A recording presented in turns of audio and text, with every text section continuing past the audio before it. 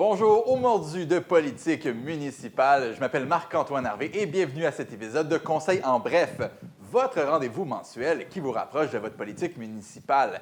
Je résumerai pour vous les points importants de la séance du 23 février 2026 du Conseil municipal de la ville de Belleuil et ce, en seulement 30 minutes.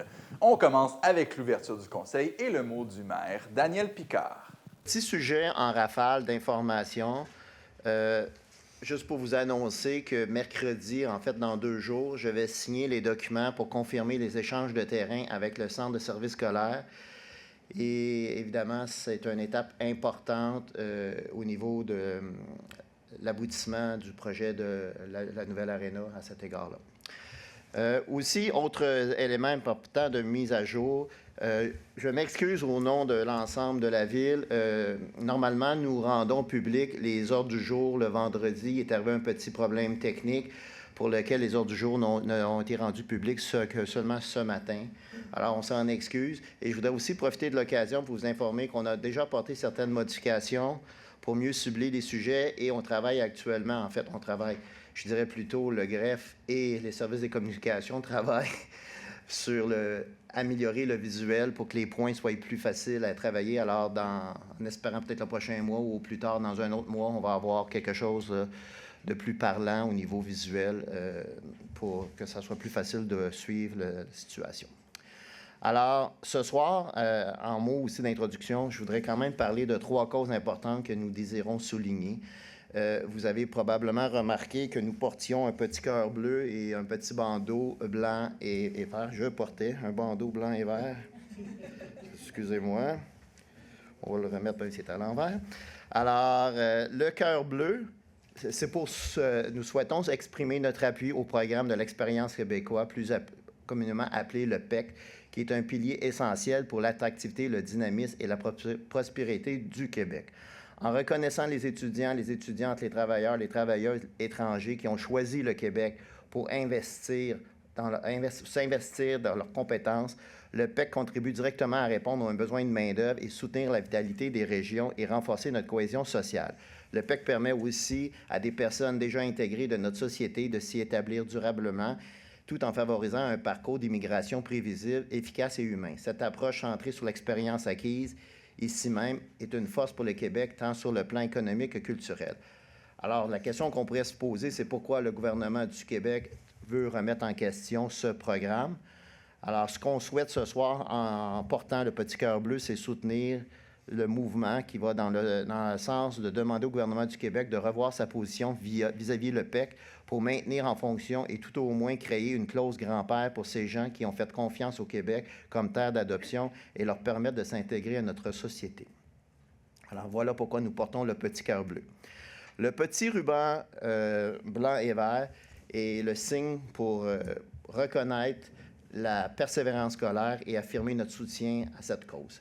Bien que la semaine de la persévérance scolaire soit terminée, la cause mérite quand même, comme tant d'autres, effectivement, de résonner au-delà de quelques jours et de rester au centre de nos priorités collectives à chaque jour. Personnellement, la persévérance scolaire est un sujet qui me touche personnellement. Étant moi-même dyslexique, j'ai longtemps eu honte de porter cet handicap qui nuisait à mon cheminement académique. Jusqu'au jour où des enseignants m'ont encouragé et aidé à me définir autrement et à prendre contact avec mes forces pour assumer mon cheminement académique. Aujourd'hui, j'ai eu le privilège d'aller souligner la persévérance scolaire de 2 jeunes du primaire à l'école Saint-Mathieu. Bravo à l'école pour ce grand geste. Ainsi, chaque jeune qui souhaite poursuivre son parcours éducatif, malgré les défis et les doutes, nous rappelle que l'effort et l'encouragement et la solidarité peuvent transformer des trajectoires de vie. Encourager un élève, reconnaître ses progrès, lui offrir une écoute ou un simple mot positif peut faire toute la différence. C'est collectivement que nous bâtissons un milieu où l'éducation devient non seulement une voie vers l'avenir, mais aussi une source de fierté et de confiance. À tous ces jeunes qui parfois trouvent leur cheminement plus difficile, je vous invite à continuer et de croire en vos capacités. Le 3e sujet, bien que nous ne portons pas de signe spécifiquement aujourd'hui, est une cause aussi qui nous est très chère. Comme vous le savez, le 8 mars prochain sera la Journée internationale des droits de la femme.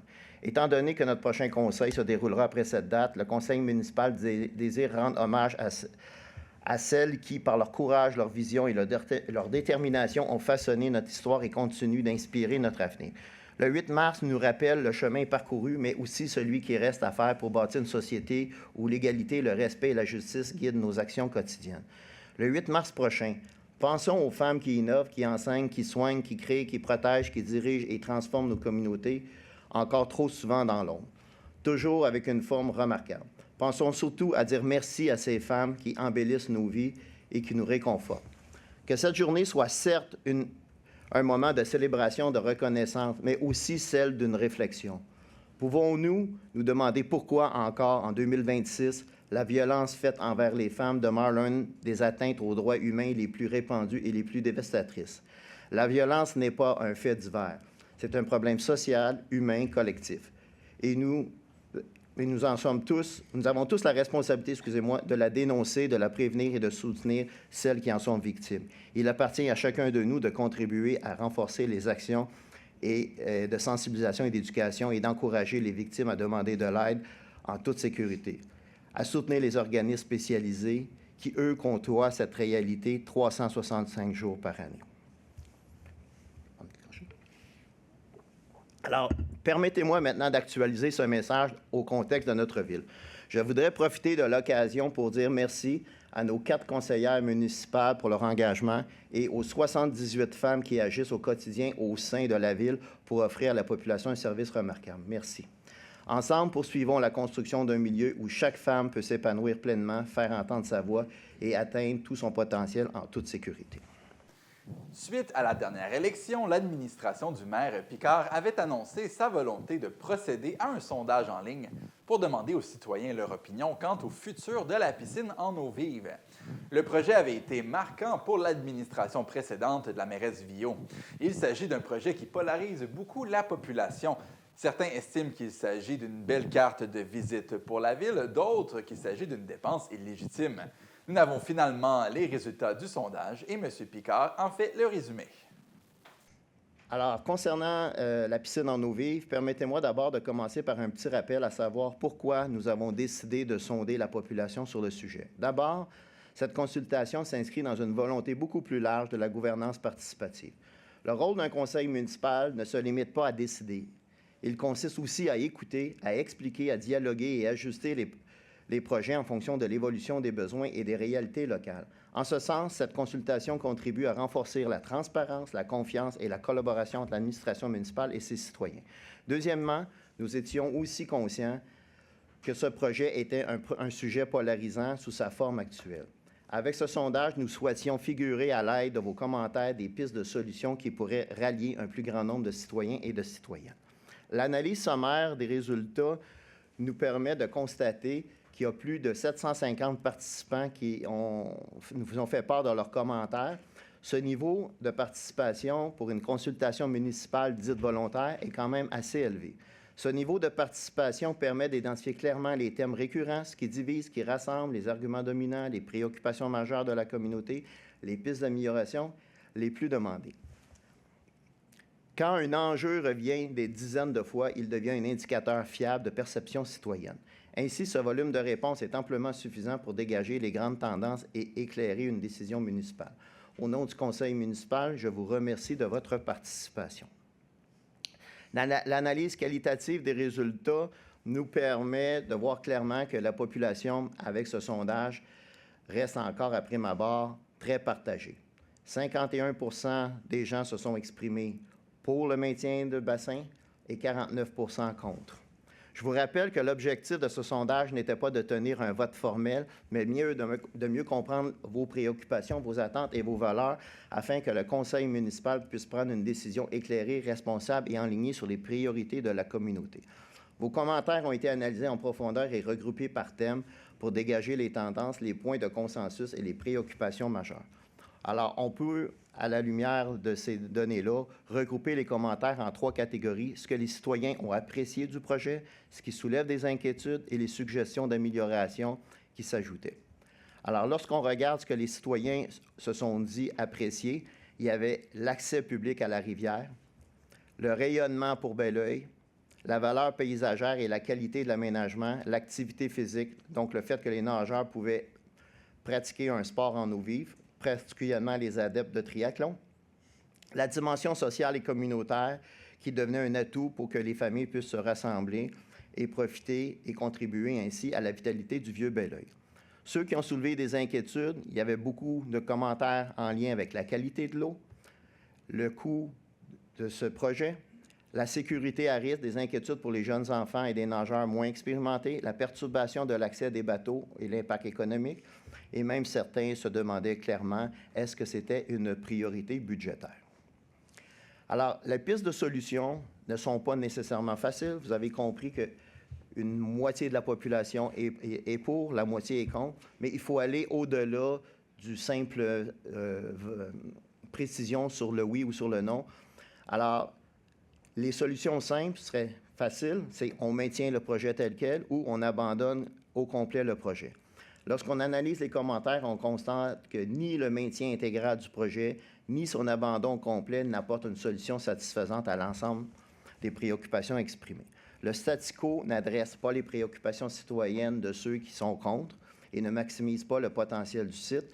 L'abandon serait considéré comme une perte d'un accès unique à la rivière et un manque de considération pour ceux qui croient en ce projet. Il pourrait y avoir une troisième solution, une solution qui serait collectivement gagnante. D'abord, soyons honnêtes, aucun projet ne fera l'affaire de tous. Certains services desservent toute la population et d'autres répondent à des besoins qu'une partie de la population. Une ville doit donc être en mesure d'offrir à la fois des services communs à tous et d'autres plus spécifiques pour lesquels certains frais sont normalement demandés aux participants. Si une ville devrait offrir que des services qui répondent à la grande majorité de la population, il n'y aurait que très peu de services offerts. Rappelons-nous que nous vivons en collectivité. Lorsqu'on tient compte des résultats bruts, qui sont au-delà de 51 % favorables au maintien de la zone baignable, et qu'une grande partie des gens ayant voté contre proposent des améliorations dans l'éventualité où le projet doit continuer, en tenant compte que ce projet, qui a déjà reçu plusieurs prix pour son originalité, il pourrait, avec certaines améliorations, devenir un projet encore plus significatif pour l'image de la ville, mais surtout pour le plaisir de ses citoyens et de ses citoyennes. Ainsi, collectivement, si nous choisissons de mettre de côté nos positions respectives pour cesser de voir le bassin de baignade comme un site isolé et plutôt le considérer comme une zone intégrée d'un projet plus rassembleur pour devenir un point vivant du vieux Bel-Oeil. Ce parc urbain flottant pourrait contribuer à dynamiser encore plus le vieux Bel-Oeil, enrichir l'offre de loisirs, attirer des visiteurs, familles et sportifs, améliorer l'ambiance et l'attractivité du secteur et préserver l'accès à la rivière en atténuant les inquiétudes de certains. Alors, ce qui pourrait être proposé, c'est que ce parc urbain pourrait devenir un site avec 3 zones distinctes, c'est-à-dire où il y aurait une zone de baignade. Mais soyons honnêtes, cette zone, bien que surveillée, ne sera jamais une activité pour tous. D'abord, il y aura toujours du courant dans la rivière. On ne contrôlera pas la température de l'eau et nous sommes dans un milieu naturel, donc on ne contrôlera pas non plus la transparence de l'eau et sa qualité. Nous pouvons seulement communiquer des informations sur la qualité de l'eau à des moments précis et, le cas éventuel, fermer la zone. Cependant, nous pourrions aussi améliorer la fréquence des tests et tester plus de contaminants, diffuser plus efficacement et vulgariser les résultats pour une compréhension généralisée, ce qui pourrait atténuer certaines préoccupations citoyennes. Dans la zone villégiature, il serait en grande partie sur des quais, devrait permettre de préserver l'accès public à la rivière du Richelieu comme un lieu de détente et de fréquentation. En renvoyant l'aménagement pour bonifier l'espace détente, l'ajout de toilettes, de chaises, d'ombrage et en développant des partenariats sportifs et communautaires, on pourrait augmenter l'usage du site. La zone d'accès nautique, certains restaurateurs et citoyens affirment que la disparition d'une partie des quais nuit à l'achalandage du vieux Bel-Oeil. La zone d'accès nautique permettrait de retrouver un espace d'accostage pour encourager la clientèle nautique à soutenir nos marchands et la vitalité du vieux Bel-Oeil. Il faudra donc trouver un emplacement pour soutenir cette clientèle nautique tout en conservant l'accès public à l'eau dans la zone villégiature. En conclusion, nous tenons à remercier chaleureusement toutes les personnes qui ont pris le temps de partager leur point de vue. Votre contribution est très précieuse et joue un rôle essentiel dans l'évolution réfléchie et positive de ce secteur. La réalisation de ce sondage nous a permis de recueillir une grande diversité d'opinions et de suggestions au sujet de la piscine en eau vive et de son secteur. La participation élevée témoigne de l'intérêt de la population pour cet espace et l'importance que les citoyens accordent à la qualité de leur milieu de vie. Notre défi, nous avons maintenant un grand défi collectif à relever, unir deux visions en apparence différentes, mais unies par une volonté commune de préserver l'accès à la rivière. Ainsi, nous pourrions bonifier le projet existant pour en faire un projet qui va rassembler. Pour ce faire, nous allons mettre sur pied un comité de travail composé d'élus, de citoyens et de fonctionnaires pour définir ce projet rassembleur au service de la communauté. Donc, j'invite donc tous les citoyens qui croient que l'on peut créer un projet collaboratif à signifier leur intérêt à la direction générale d'ici le 20 mars 2025. Évidemment, vous comprendrez que le bassin sera un élément important de ce projet et que, par conséquent, nous allons maintenir la piscine en eau vive en fonction pour l'intégrer dans une vision plus large. Finalement, on sait que le mot « oser » peut avoir une signification importante pour plusieurs d'entre vous. Je vais me permettre d'utiliser ce mot pour associer à notre propre slogan politique pour démontrer une volonté de travailler pour la communauté. Pourrions-nous oser tous ensemble pour une ville qui nous ressemble en apprenant à considérer les points de vue différents comme une opportunité de mieux faire ensemble pour la collectivité? Lors de cette séance du Conseil, beaucoup de dérogations mineures sont soumises au vote. Mais je vous entends poser la question, c'est quoi une dérogation mineure? Bien, on doit demander la procédure lorsqu'on souhaite faire une construction qui n'est pas prévue ou qui déroge au règlement de zonage municipal. On écoute la conseillère Hélène Gosselin qui traite le cas de l'école Polybelle. Pour vous mettre en contexte, il s'agit d'une demande de dérogation mineure pour la Polybelle, qui est située au 725 rue de Lévis. La Polybelle ont dû ajouter des modules parce qu'il manquait de place à l'école. Donc, pour permettre une allée d'accès pour les véhicules d'urgence qui va être en pierre concassée, qui normalement ne serait pas permis, ça devrait être normalement en asphalte, pavé ou revêtement à albédo élevé. Alors, la dérogation mineure concerne ceci, qui a été étudié par le comité consultatif d'urbanisme et ce dernier recommande au Conseil de l'autoriser. Donc, la dérogation mineure portant le numéro DM 2026, 9000, tel que demandé pour le 725 rue de Lévis, aux conditions prévues à la recommandation 2026-0206 du comité consultatif d'urbanisme. Alors, il a été... je propose... Non, on va proposer des questions. Là, madame. Ah, d'accord, excusez. Est-ce que vous avez des questions en lien avec ce point? Non? Là, vous pouvez proposer. Ah, merci. Alors, je propose l'adoption de cette dérogation mineure. Lors de cette séance du Conseil, il y a aussi beaucoup de points reliés au P2IA. Mais vous me posez la question, c'est quoi un P2IA? C'est le plan d'implantation et d'intégration architecturale. Dans ce cas, le comité doit décider si certaines enseignes commerciales sont conformes à la direction architecturale de l'ensemble de la ville. On écoute M. le conseiller Blouin parler d'un cas de refus pour une enseigne. Donc, c'est concernant le refus d'un plan d'implantation et d'intégration architecturale pour le 650 rue Serge Pépin, donc l'enseigne de Pitou, Minou et compagnons. Si on se situe, on est tout près du Starbucks au coin de la rue Yvon-Lheureux, Serge Pépin. Ce projet est assujetti au règlement relatif au plan d'implantation et d'intégration architecturale. Le CCU a étudié ce projet et recommande de ne pas l'approuver. Donc, je propose de refuser pour le motif mentionné à la recommandation 2026-0215 du comité consultatif d'urbanisme le plan d'implantation et d'intégration architecturale P2IA 2026-90-11 et de ne pas autoriser la délivrance du certificat d'autorisation au demandeur pour permettre l'installation d'une enseigne à plat sur le mur de type Channel, ainsi que sur l'enseigne détachée commune au 650 rue Serge Pépin, le dit projet ne respectant pas les critères 1, 3, 4 et 7 de l'article 120 du règlement 18-13-00-2025 relatif au plan d'implantation et d'intégration architecturale. L'été dernier, la tonte de gazon dans les parcs avait été critiquée par la population. La ville voulait laisser le gazon pousser pour aider les insectes pollinisateurs, mais ce faisant, les enfants n'allaient plus jouer dans les parcs. Pour cette année, le Conseil souhaite une solution pouvant concilier les deux objectifs. Oui, c'est donc concernant l'octroi d'un contrat pour la tonte de gazon des parcs, plateaux sportifs et autres espaces verts, communément appelé le projet AO 2026-001 TP. Donc, la Ville doit s'assurer de l'entretien de ses parcs, des plateaux sportifs et des autres espaces verts. On a bien entendu la population qui voulait qu'on revoie le projet de tonte de gazon. Donc, c'est ce contrat qui va le permettre. Donc, un appel d'offres public a été publié au journal L'Œil régional et au système électronique d'appel d'offres relativement à l'objet ci-dessous mentionné du 20 janvier au 9 février 2026. Il y a 7 fournisseurs qui se sont procurés des documents. 4 ont déposé une soumission. Après analyse de conformité, 2 entreprises ont pu faire valoir leurs points. Donc, les entreprises vice-versa ont soumis un prix plus bas, soit 170 164 et 7 sous, inférieur de 27 % à l'estimation. Toutefois, l'entreprise ne respecte pas les conditions de conformité liées à l'expérience requise exigée dans nos documents d'appel d'offres. Et les entreprises de pelouse Éco-Verdure Inc. ont soumis le deuxième prix le plus bas, soit 179 493,45 $, inférieur de 26 % à l'estimation, et répondent à toutes les conditions de conformité et d'admissibilité.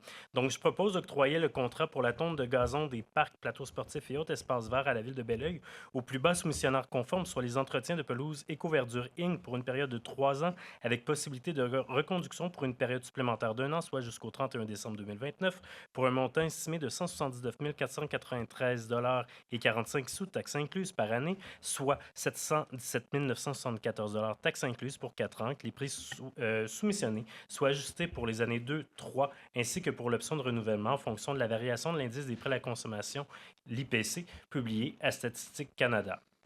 Bien, la piscine en eau vive a été un enjeu électoral important. Je me réjouis aujourd'hui que la piscine en eau vive ait passé l'épreuve du sondage, malgré nos réserves quant à sa forme. À la lumière des résultats, il faut reconnaître que ce sujet n'a pas fait l'unanimité. Je tiens surtout à souligner le leadership du maire qui n'a pas eu à prendre une décision facile, mais qui reconnaît et qui respecte les résultats et prend les décisions responsables pour maintenir le projet.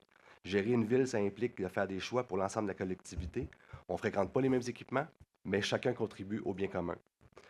Le projet n'est pas parfait et pourra être amélioré. La méthodologie de prise de mesure des tests, la communication, l'aménagement pour les baigneurs, les usagers, bonification des espaces nautiques motorisés ou non. N'oublions pas qu'à la base, en 2024, il s'agissait d'un projet pilote.